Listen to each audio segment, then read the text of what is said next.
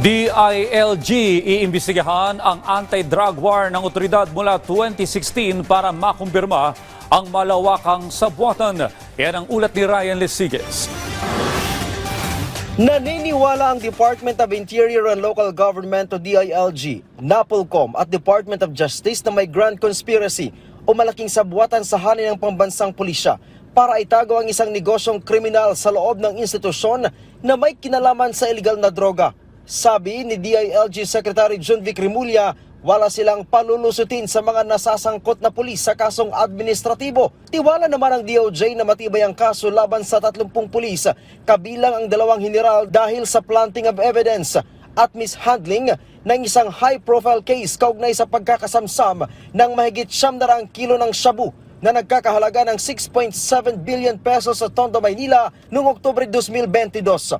Kabilang sa mga kasong naisampa ay paglabag sa Republic Act 9165 o ang Comprehensive Dangerous Drugs Act laban kina Lieutenant General Benjamin Santos Jr., Brigadier General Narciso Domingo at 28 iba pa. We believe that the evidence is strong enough to warrant a conviction because we have this new policy in the department now that we only make sure that the cases that are elevated in court are cases which will be able to stand the rigors of trial and end up in eventual conviction. Naglabas na din daw ng warrant of arrest ang DOJ laban sa mga sangkot na pulis.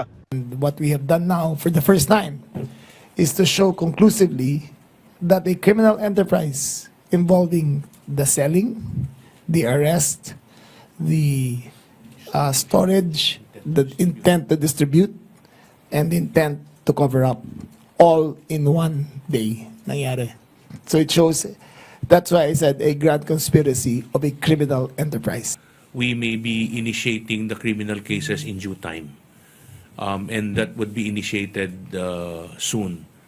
We will re-evaluate pending cases in order to have quality cases and evidence-supported litigation against those responsible.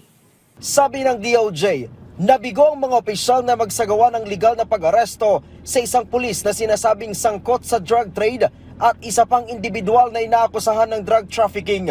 Nagugat ang reklamo mula sa isinagawang buy-bust operation laban sa Wealth and Personal Development Lending Incorporated o WPD sa Tondo, Maynila noong Oktubre 8, 2022 na nagresulta sa pagkakaresto kay Ney Atadero at kay Police Master Sergeant Rodolfo Mayo sa Quiapo, Maynila.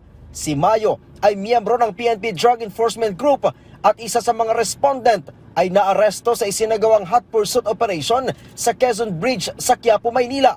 Batay sa investigasyon, ang pagkakaresto umano kay Mayo at Atadero sa umano'y buy-bust operation ay palabas lamang at ang salaysay ng pulisya ay salungat sa CCTV footage na ipresenta ng CIDG at ng NAPOLCOM. Ang PNP handang irespeto ang kalalabasan ng investigasyon ng DOJ.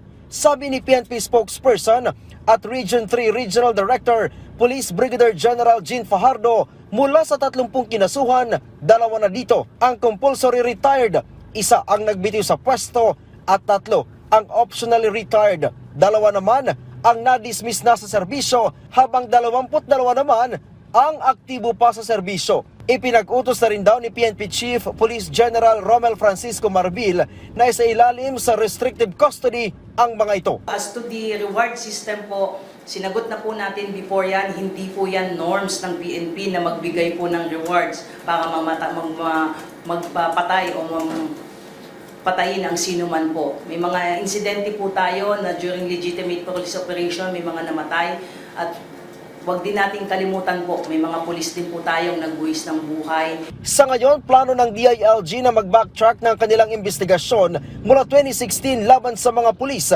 na posibleng sangkot sa pagmamanipula ng mga nare-recover na illegal na droga dahil na rin sa sinasabing reward system. Ryan Lesiges, para sa Pambansang TV sa Bagong Pilipinas.